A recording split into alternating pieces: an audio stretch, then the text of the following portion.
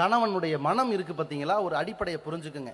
அவன் எவ்வளவு பெரிய புயலாக இருந்தாலும் விழாத வேர் மாதிரி நிற்பான். ஆனா மனைவியுடைய வார்த்தை இருக்கு பாருங்க, அது பட்டாம்பூச்சி இறகு மாதிரி இருந்தாலும் இவன் பட்டுன்னு விழுந்துருவான். இதுதான் யதார்த்தம்.